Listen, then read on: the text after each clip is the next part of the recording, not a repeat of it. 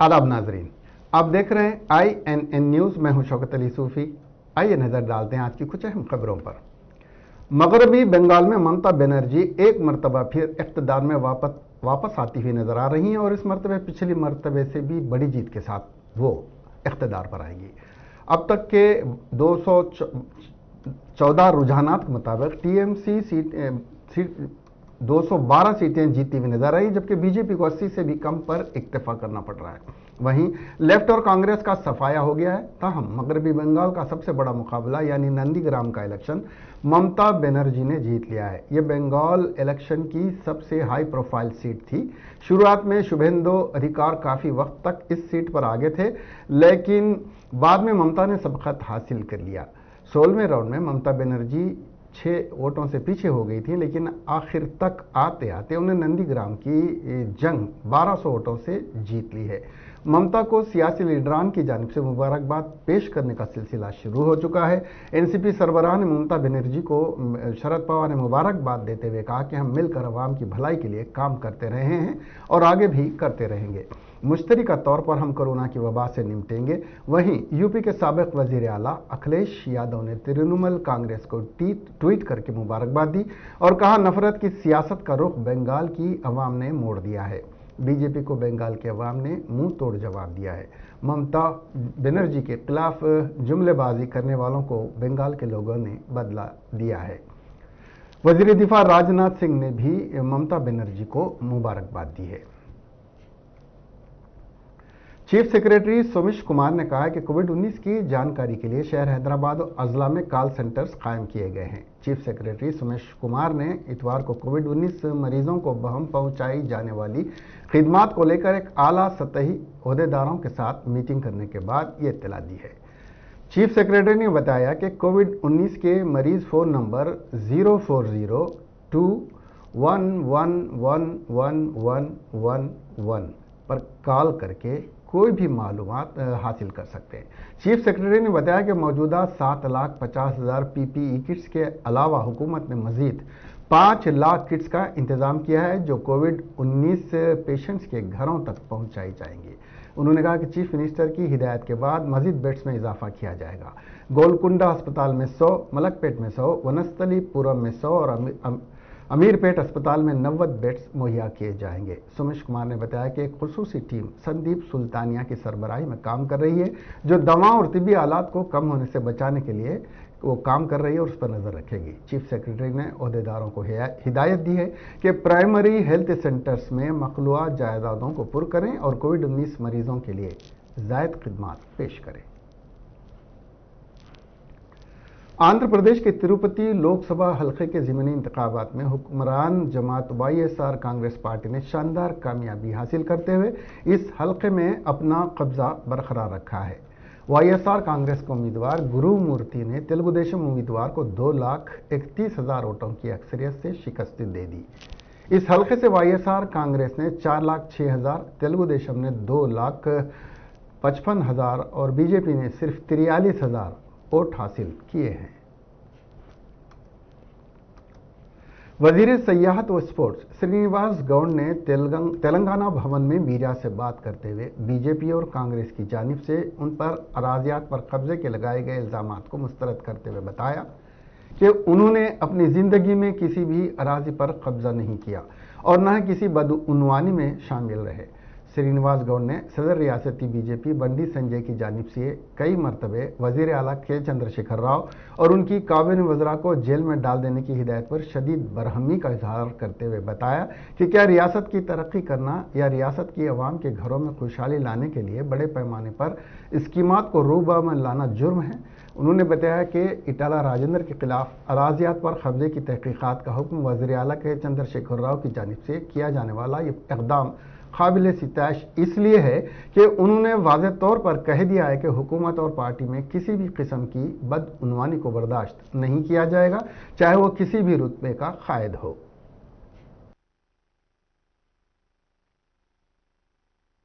ఏది పడితే చదివి చరిత్ర గల నాయకులపైన నిందాపరులు చేయడం అనేది చాలా బాధాకరం. ఇలాంటి నాయకులు అని చెప్పి మీ ద్వారా తెలియజేస్తూ అసలు ఆయన మాట్లాడేటప్పుడు ఎవరిపైన మాట్లాడుతున్నామో ఆయన చరిత్ర ఏందో తెలుసుకోవాలి. తెలంగాణ ఉద్యమ సమయంలో ఆయన ఎక్కడున్నాడు, మేము ఎక్కడున్నామో ఒక్కసారి తెలుసుకోవాలి. ప్రజాప్రతినిధులే తెలంగాణ అనే పదాన్ని ఉచ్చరించడానికి అసెంబ్లీలో భయపడుతున్న రోజుల్లో కేసీఆర్ గారి వెంబడి మేము ఒక ఉద్యోగిగా ఉండి సంఘాన్ని స్థాపించి అనేక సంఘాలను స్థాపించడానికి కారకులమై మరి తెలంగాణ వస్తుందో రాదో కానీ వచ్చే వరకు ప్రాణం పోయినా సరే తెగించి కొట్టాలని చెప్పిన మేము, జైలులో కూడా పోయినటువంటి మేము ఇవాళ మా పైన మీరు మాట్లాడేదని అడుగుతా ఉన్నాను.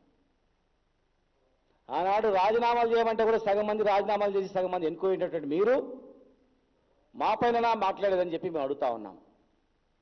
ఆనాడు మీరెక్కడా మేమెక్కడా, అసలు నీ స్థానం ఏంది తెలంగాణలో? ఆ రోజు తెలంగాణ ఉద్యమం. నిన్న భారతీయ జనతా పార్టీ అధ్యక్షుడు బండి సంజయ్ గారు చేసినటువంటి వ్యాఖ్యలపైన, ఆయన తీరు పైన रियासती वजीर श्रीनिवास यादव ने पार्टी ऑफिस में मीडिया से बात करते हुए बताया कि नागार्जुन सागर असेंबली ज़िमनी इंतखाबात में के चंद्रशेखर राव और टीआरएस का मुकाबला दो कौमी जमातें बीजेपी और कांग्रेस के दरमियान में था, जिसमें अवाम ने वज़ीर आला के चंद्रशेखर राव की जानिब से अवाम की फलाह व बहबूद के लिए किए जाने वाले कामों और अवाम की तरक्की के लिए रियासत में बड़े पैमाने पर फलाही स्कीमात को रूबेमल लाने पर टीआरएस उम्मीदवार एन भगत को भारी अक्सरियत से कामयाब बनाया है।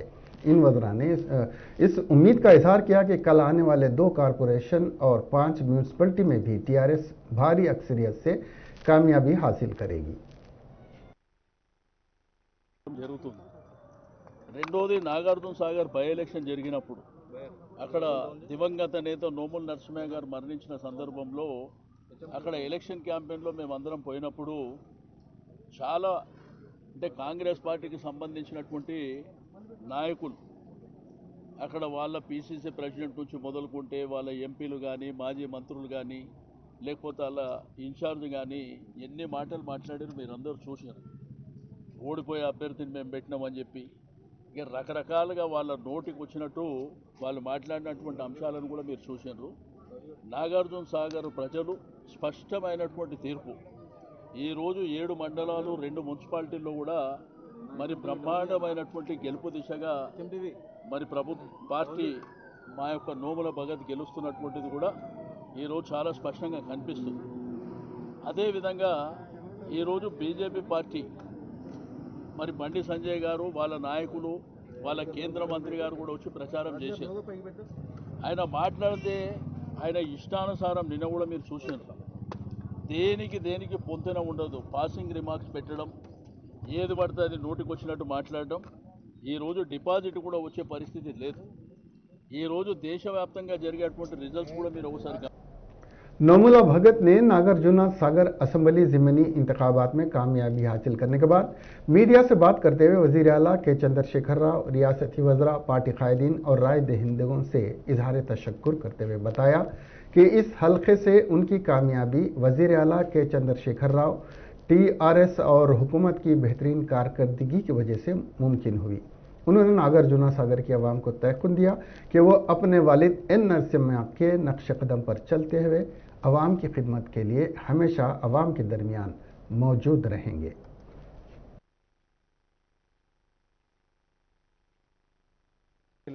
ముఖ్యమంత్రి కేసీఆర్ గారికి అలాగే ఇన్ఛార్జిగా వచ్చినటువంటి ప్రతి ఒక్కరికి అలాగే నాకు ఓటేసి ఆశీర్వదించిన నాగార్జున సాగర్ ఓటర్ మహాశయులందరికీ కూడా పేరు పేరున నా హృదయపూర్వక పాదాభివందనాలు తెలియజేసుకుంటున్నా. ముందుగా మా నాన్నగారు చనిపోయిన తర్వాత ఖచ్చితంగా ఆయన ఆశయాలు ముందు తీసుకెళ్తా అని చెప్పేసి ఈరోజు నన్ను ఆశీర్వదించి ముందుకు పంపించినటువంటి గౌరవనీయ ముఖ్యమంత్రి కేసీఆర్ గారికి, అలాగే నన్ను ఖచ్చితంగా ఈ నియోజకవర్గాన్ని మా నాన్నగారు ఏ ఆశయంతో అయితే ఈ నియోజకవర్గాన్ని ఆ రోజు గెలిచిన తర్వాత ముందుకు నడిపిస్తున్నారో అట్లా ఖచ్చితంగా నడిపిస్తానన్న నమ్మకం నాపై ఉంచినందుకు నాగార్జున సాగర్ ఓటర్ మహాశయులందరికీ కూడా పేరు పేరున మరొకసారి నా ధన్యవాదాలు తెలియజేస్తూ, ఖచ్చితంగా మా నాన్నగారు ఏ ఆశయంతో అయితే గెలిచిన తర్వాత మీ అందరికీ తోడ్పాటుగా ఉంటూ సహకారంతో మీ మధ్యలోనే ఉంటూ ఏ విధంగా అయితే నియోజకవర్గం అభివృద్ధి కోసం కృషి చేసిరో ఆ రకంగా తప్పకుండా మీ అందరికీ అందుబాటులో ఉంటూ కృషి చేసి ఖచ్చితంగా ముఖ్యమంత్రి గౌరవనీయులు కేసీఆర్ గారి సహాయ సహకారాలతోటి ఈ నియోజకవర్గాన్ని అలాగే మన మంత్రివర్యులు జగదీశ్వర్ రెడ్డి గారి అండతోటి ఖచ్చితంగా అభివృద్ధి చేస్తా అని మరొకసారి మీ అందరికీ విన్నవించుకుంటున్నాను. ఖచ్చితంగా ఖచ్చితంగా ఖచ్చితంగా ఈ విజయం కేసీఆర్ గారిదండి. కేసీఆర్ గారు తెలంగాణ తీసుకురావడమే కాకుండా తెలంగాణ తీసుకొచ్చిన తర్వాత ప్రవేశపెట్టిన ప్రతి ఒక్క సంక్షేమ పథకం ఈరోజు ఈ బై ఎలక్షనే కాదు ఏ ఎలక్షన్ పెట్టినా కానీ ఖచ్చితంగా జనాలందరూ టీఆర్ఎస్ పార్టీ వెంటే ఉంటారని చెప్పడానికి बीजेपी दुबाक और जीएचएमसी इंतखाबात में कामयाबी के बाद खुद को टीआरएस का नेमुल बदल जमात तस्वुर करते हुए भाग दौड़ कर रही थी, लेकिन जनूबी हिंद में अवाम कभी भी बीजेपी की तायद नहीं की। नागार्जुन सागर में बीजेपी के उम्मीदवार को सिर्फ 5,463 वोट हासिल हुए, जिससे उस उम्मीदवार की जमानत भी जब्त हो गई। इसी तरह तिरुपति में भी बीजेपी 3,654 वोट हासिल किए, जिससे उसके उम्मीदवार की जमानत भी वहां पर जब्त हो गई। दोनों तेलुगु रियासतों में बरसर इख्तियार जमातों के उम्मीदवार को कामयाबी हासिल हुई है और बीजेपी का सफाया हुआ।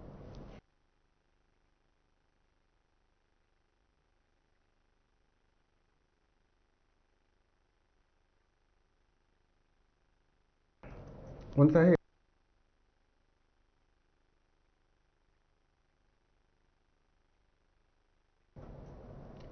माहौलियात और जंगलात के महकमे ने कोविड की वबा के तनाजुर में हैदराबाद के दीगर शहरों के तमाम बड़े पार्कों को बंद रखने का ऐलान किया है। तेलंगाना में कोरोना की दूसरी लहर जारी है। रोजाना रिकॉर्ड सतह पर मुस्बित केसेस दर्ज हो रहे हैं। इस पस मंजर में कोविड का असर एक बार फिर पार्क्स और तफरीह मुकामात पर पड़ा है। हुकूमत ने रियासत में पार्क्स और चिड़ियाघर बंद कर रखने का फैसला किया है। वज़ीर जंगलात और माहौलियात इंदिरा किरण रेड्डी ने कहा कि रियासत में चिड़ियाघर या जू पार्क्स और तफरीही मुकामात को कोरोना के फैलाव के पेश नज़र बंद कर दिया जाएगा। वज़ीर ने कहा कि फैसला महकमे जंगलात ने मरकज़ी जंगलात की वजारत माहौलियात और सेंट्रल चिड़ियाघर अथॉरिटी की हिदायत के जवाब में लिया है। इसके एक हिस्से के तौर पर हैदराबाद में KBR पार्क और नेहरू जूलॉजिकल पार्क्स बंद कर दिए गए हैं। वरंगल का कतिया चिड़ियाघर भी बंद कर दिया गया है। गवर्नमेंट के विप बलका सुमन ने नागार्जुन सागर के ज़िमनी इंतखाबात में टीआरएस पार्टी को फतेह दिलाने पर नागार्जुन सागर के अवाम का शुक्रिया अदा किया। उन्होंने कहा कि इलेक्शन में किए गए तमाम वादों की तकमील होगी। बालका सुमन ने कहा कि बीजेपी को इस इलेक्शन में 10,000 वोट भी हासिल नहीं हुए। उन्होंने बीजेपी कायदीन से इन नताइज पर गौर करने की अपील की। बीजेपी कायदीन कोविड मरीजों की मदद के लिए मरकज से मियारी इलाज, वैक्सीन और ऑक्सीजन लाने पर तवज्जो दें। कांग्रेस कायदीन इस हलके के लिए कुछ नहीं किया, इसीलिए अवाम ने कांग्रेस को वोट के साथ जवाब दिया। बालका सुमन ने बताया कि उसे केरू को गोली मारकर हलाक कर दिया और जला दिया गया है। संगारेड्डी के एमएलए जग्गारेड्डी और काउंसलर शफी हफीज ने Lakshmi Venkateshwara enterprises industrial gas supply company का दौरा किया।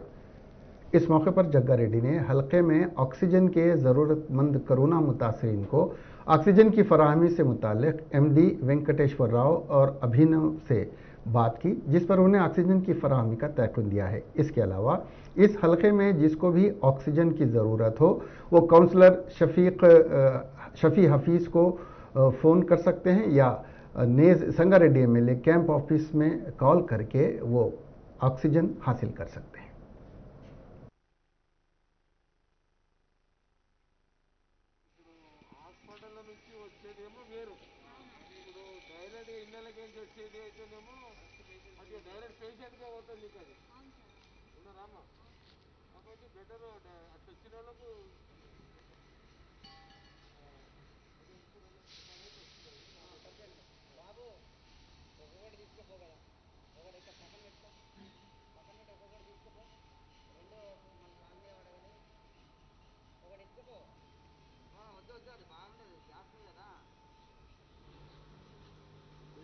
సర్వీస్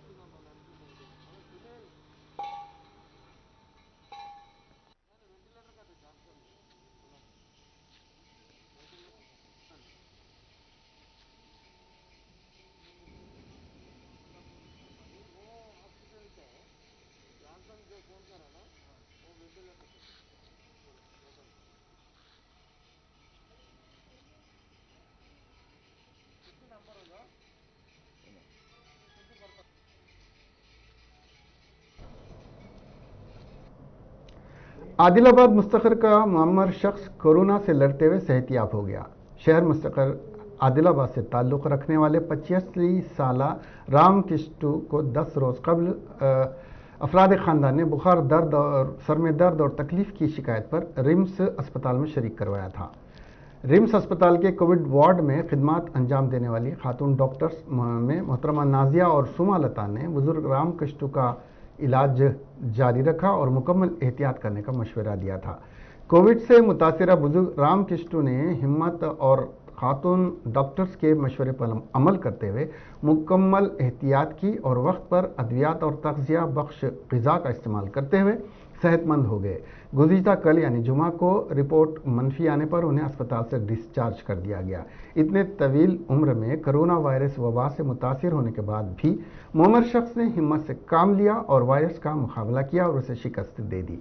रिपोर्ट मनफी आने पर और सेहतियाब होने की खुशी में राम किस्टू ने खातून डॉक्टर से हाथ मिलाते हुए इजहार तशक्कुर किया और खूब दुआओं से नवाजा। इटाला राजेंद्र के सेहत के कलमदान को चीफ मिनिस्टर के चंद्रशेखर राव अपनी तहवील में रख चुके हैं। इटाला राजेंद्र इस वक्त अराजियात इस्काम की तहकीकात का सामना कर रहे हैं। टीआरएस अब तेलंगाना तहरीककारों पर नजर रखे हुए मुत्तहदा वरंगल से टीआरएस के 2 अरकान असम्बली सुदर्शन रेड्डी, विनय भास्कर किसी एक को इटाला राजेंद्र की जगह वजीर का ओहदा देने की तैयारियां चल रही हैं। सीएम ऑफिस से इन 2 अरकान असम्बली को 2-3 दिन में हैदराबाद आने के लिए तैयार रहने की हिदायत भी जारी हो चुकी है। वरंगल जिले से उस वक्त एरा दयाकर राव और वजीर पंचायत राज के ओहदे पर खिदमत अंजाम दे रहे हैं। इस तरह टीआरएस कायद मुत्तहदा वरंगल से मजीद एक रुकन असम्बली को वजारत में मौका फराहम करने जा रही है।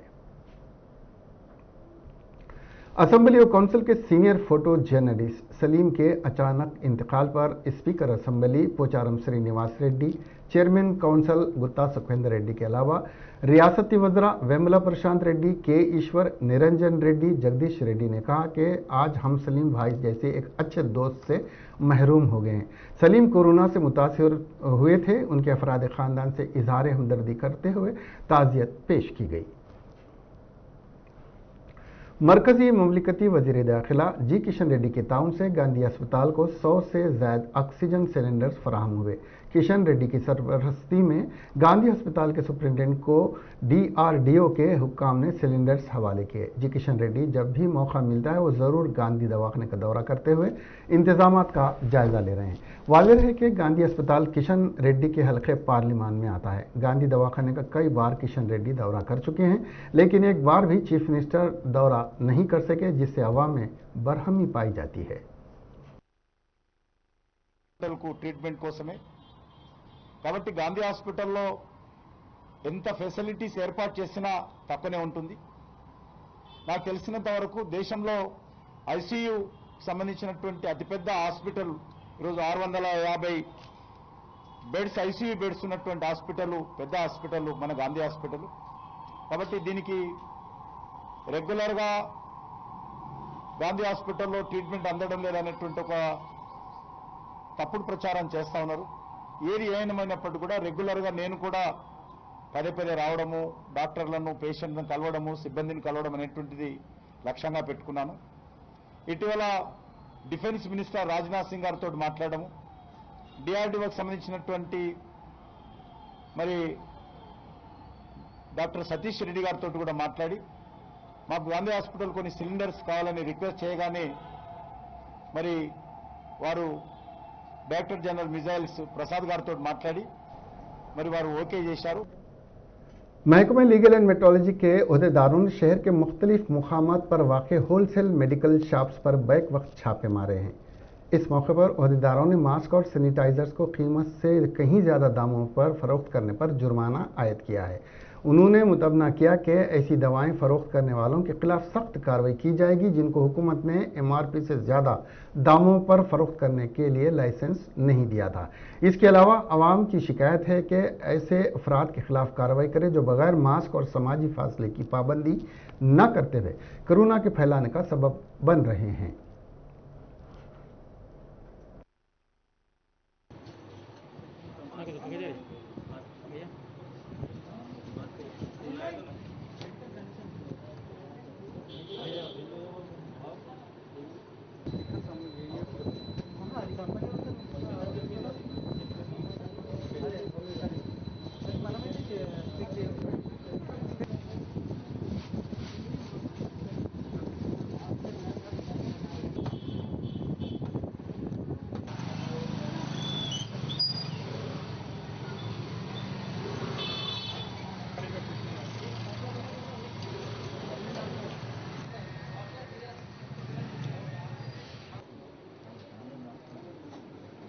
MRP రావా ఎంత అండి ఇది how much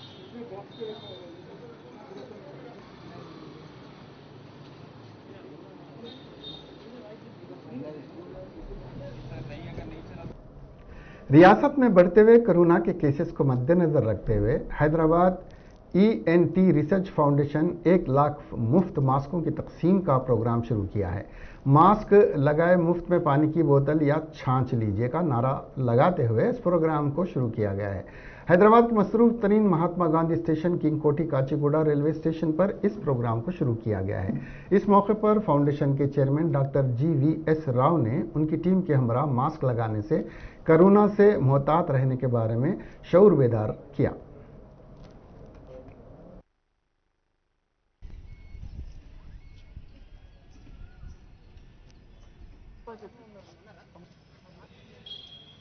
water bottle sir ఇవ్వండి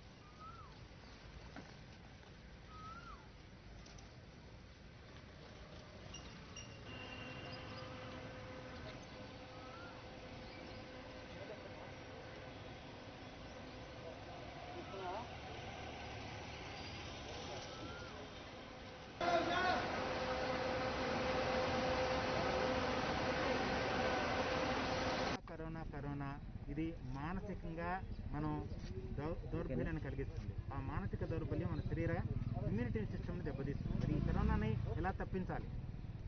మాస్క్ పెట్టుకోండి, తర్వాత మీ శక్తిని కరోనాకు చూపించండి, కరోనా గొలుసు తెంచండి.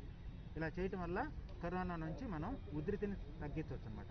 ఇక్కడ doctor Rao's ENT hospitals, Hyderabad ENT research foundation ఏం చేయాలనుకుందంటే మాస్క్ అవేర్నెస్ అందరికీ తెలియపరిచి మాస్క్ పెట్టుకుంటే మీకు కరోనా రాదు, నేను మాస్క్ పెట్టుకోవడం మీకు కరోనా రాదు, మీరు మాస్క్ పెట్టుకుంటే నాకు కరోనా రాదు.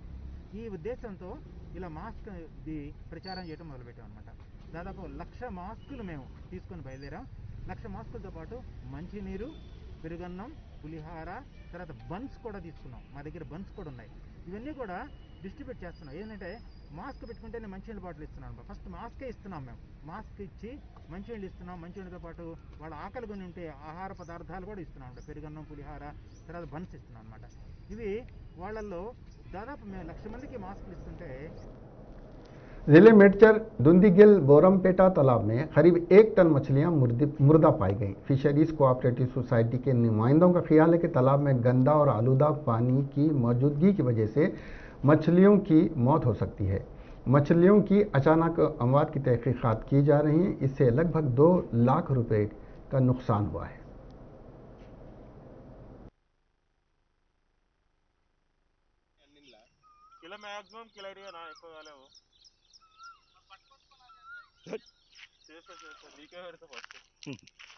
బాబా నాన్న ఇలా కరోనా ఎంటర్ అయిందంటే దీనిలో చెప్పిన జల్దీ రాయని చెప్పిన పన్నాడు మంచిగా. ఇది మరి ఆక్సిజన్ లెవెల్స్ తక్కువైనా చేపలు అవుతాయని ఏందో మరి ఏ కింద నల్లమట్టి ఉంటే ఏం కాదు, మొరం ఉంది కదా, వేడికి చనిపోతున్నాయి. కిలో మ్యాక్సిమం కిలో ఎక్కువ కాలేవు. कोविड से एक नौजवान की मौत के बाद उसकी नाश को JCB मशीन की मदद से शमशान घाट मुंतकिल किया गया। ये वाक़या तेलंगाना के ज़िले यादाद्री भुवनगिर में पेश आया।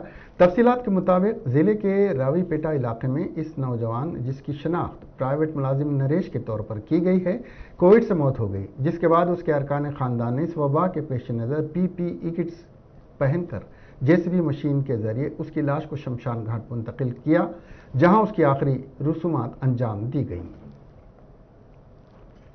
तेलंगाना में कोरोना से बेटे की मौत के बाद मां की दिल का दौरा पड़ने से मौत हो गई। ये वाक़या ज़िले नागर कर्नूल के एरावली तांडा में पेश आया। तफसीलात के मुताबिक 55 साला जयपाल नायक जोपल्ली के गवर्नमेंट प्राइमरी स्कूल में टीचर के तौर पर खिदमात अंजाम दे रहा था और कलवा कुर्ती टाउन की विद्यानगर कॉलोनी में मुकीम था। 28 अप्रैल को वो कोरोना से मुस्बित पाया गया, जिसके बाद उसको इलाज के लिए हैदराबाद मुंतकिल किया गया। ताहम इलाज के दौरान उसकी मौत हो गई। बेटे की मौत की इत्तला पाकर उसकी मां 80 साला निक्कू को दिल का दौरा पड़ा। मुकामी अफराद के मुताबिक निक्कू कई दिगर सेहत के मसाइल से दो चार थी। मां और बेटे की मौत पर गांव में गम की लहर दौड़ गई है। कोरोना से मरने वालों की आखिरी रसूमात अंजाम देने के लिए कई मुश्किलात का सामना करना पड़ रहा है। कई जगहों पर रिश्तेदार आगे नहीं आ रहे हैं, तो कई मुकामात पर खौफ ने दूसरों को भी करीब आने से रोक रखा है। ऐसे ही एक अफसोसनाक वाक़े में खातून की नाश को मोटरसाइकिल पर शमशान घाट मुंतकिल किया गया। ये वाक़या रियासत तेलंगाना के ज़िले करीमनगर में पेश आया। चरूता मामेडी मंडल की रिकोंडा से ताल्लुक़ रखने वाली 95 साला खातून की कोरोना से मौत हो गई। उसके अरकान ख़ानदान होम क्वारंटाइन में चले गए। इस दौरान उसकी आखिरी रसूमात अंजाम देने के लिए रिश्तेदार आगे नहीं आए, जिस पर खातून के पोतरे ने एक और शख्स के साथ मिलकर नाश को मोटरसाइकिल पर शमशान घाट मुंतकिल किया, जहां उसकी आखिरी रसूमात अंजाम दी गई।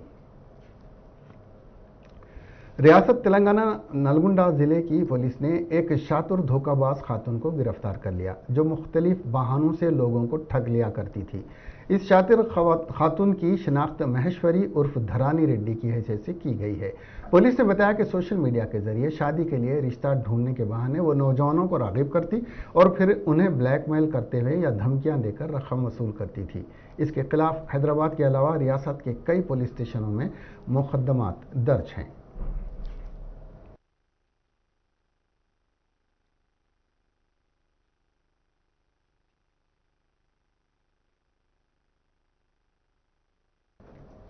जिले जगतियाल में पेश आए एक अफसोसनाक वाक़े में एक बुजुर्ग जोड़े ने घर में खुदकशी कर ली। खुदकशी की वाज़ेह वजूहात का पता नहीं चल सका है। ख्याल किया जाता है कि ख़ानदानी झगड़ों की वजह से इस जोड़े ने यह इंतहाई इक़दाम किया है। तुरुवर कैंप से ताल्लुक़ रखने वाले 68 साला वी हनुमंतराव और 58 साला सलूचना मियाँ बीवी हैं और उनके 2 बेटे हैं। मियाँ बीवी अपने बेटों से अलग रहते हैं। हनुमंतराव मशकूक हालत में घर के बिस्तर पर मुर्दा हालत में पाया गया है, जबकि बीवी सलूचना की नाश घर के अहाते में दरख्त से लटकी हुई पाई गई। इतला के बाद जगतियाल रूरल पुलिस मौके पर पहुंची और नाशों को पोस्टमार्टम के लिए दवाखाना मुंतकिल कर दिया है और इस सिलसिले में एक मुकदमा दर्ज करके मसरूफ़ तहकीक़ात है। तेलंगाना में कोरोना की ज़बरदस्त लहर जारी है। एक हफ्ते से कोरोना के केसों में किसी किस्म की कमी नहीं हो सकी। 24 घंटों में 7,430 नए केसेस दर्ज हुए हैं। GHMC हुदूद में यानी ग्रेटर हैदराबाद में 1,546 केस दर्ज हुए हैं। कोरोना की लहर तेलंगाना के अजला को भी अपने लपेट में ले चुकी है। 24 घंटों में कोरोना से 56 अफराद की मौत हो चुकी है, जिससे मजमूई मरने वालों की मजमूई तादाद बढ़कर 2,660 के करीब पहुंच गई है।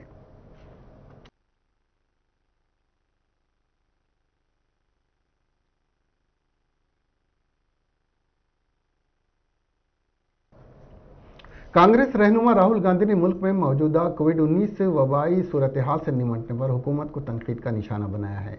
एक न्यूज़ एजेंसी को इंटरव्यू देते हुए गांधी ने हुकूमत पर इल्ज़ाम लगाया कि वह सूरत हाल पर साइंसदानों समेत इब्तिदाई इंतबाही अलामात को नज़रअंदाज कर रहे हैं। उन्होंने मज़ीद कहा कि उनकी पार्टी कोरोना वायरस के खिलाफ जंग में हुकूमत के साथ काम करने के लिए तैयार है।